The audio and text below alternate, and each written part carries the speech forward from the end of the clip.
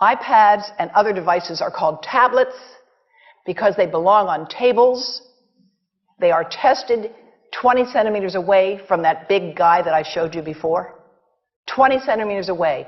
They are not approved to be held in the laps of little children, although millions of kids are having them now in schools because the people involved in educational technology and those involved in public health research are not talking to one another. Because if they were, they would understand that you're giving children a two-way microwave radiating device, and if you must give them such a device for learning purposes, put it on airplane mode so that it's not sending and receiving signals as it does otherwise. Now, this is some new modeling, again, that we've developed with colleagues in Brazil, and we can share with you how we've done it. We first start out with the MRI and create the model with 1 millimeter voxels, and this is quite a bit of work goes into creating this, and here is what it looks like after a period of 6 minutes. And that's really not as bad as it might look, because you see the red area only gets partway through the eye of the adult, right? The one that we're really concerned about is this one with the young child. And this is a 3-year-old brain that we modeled. And you see that by the end of that 6-minute call, the peak radiation, yellow and red, is getting all the way into almost both eyes. And again, this is one call, and it's not going to kill anybody. It may not cause any biological effect whatsoever for 1 call or 2 calls or 3 calls. But the question is, what's the cumulative impact of this kind of exposure? How do we evaluate it? And I want to show you an example of some of the work that we are doing now that I'm releasing here for the first time. And this is a modeled microwave radiation dose of a 6-year-old with greater levels to the frontal and temporal lobes, eyes and cheek. And watch this here. Now, yellow, white, and red are the hottest, all right?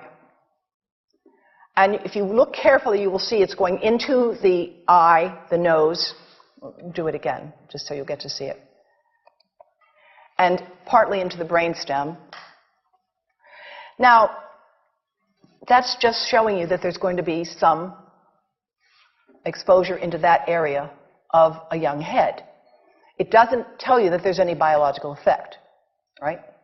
Now, the next slide is going to show you something that might be of interest to students and faculty here.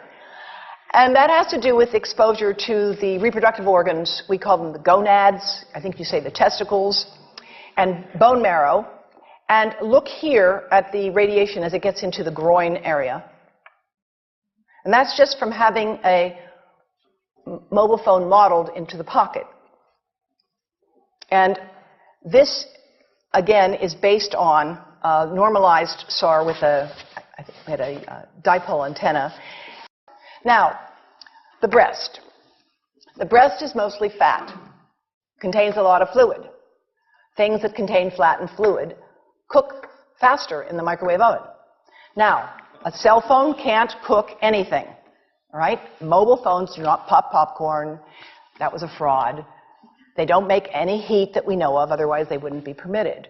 But they do go through things that contain fat and fluid.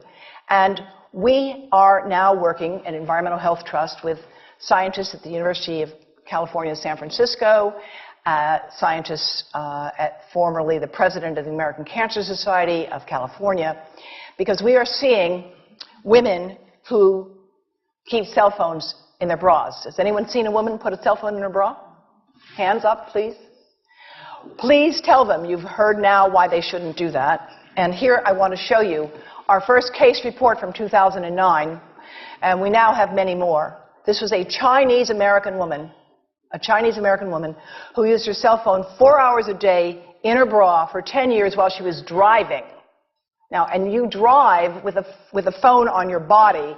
The phone is smart. It's going to go from one tower to another, and it's going to say, here I am, where are you, here I am. And it's going to be going to max power each time it moves from one cell tower to another. And there it was right next to her chest. And the tumors that developed right under the antenna of the phone. unusual tumors. But in the meantime, people have a right to know how you can minimize exposure. And again, I think this information is available on our website, will be available on yours. Remember, if you have to give a phone to a child, put it on airplane mode. And think about this. That microwave oven, it works because there's a metal box around the microwave signal, and the signal pings all over the place. Next time you get into an elevator or a train for any length of time, put your phone on airplane mode. Otherwise, that signal is going all over the place, magnifying and coming back. Keep the mobile phone away from you when it's on and you are asleep. Now, it takes a village to do a lot of things. These are some of the people whose materials I've used today with their permission, and I can't read this list to you, but I want you to know that I feel really honored to be working with some of the most talented people in the world on this issue. And they have given me permission to share these materials with you.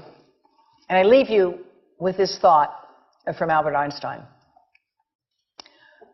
The world is not dangerous because of those who do harm, but because of those who look at it without doing anything. So, thank you.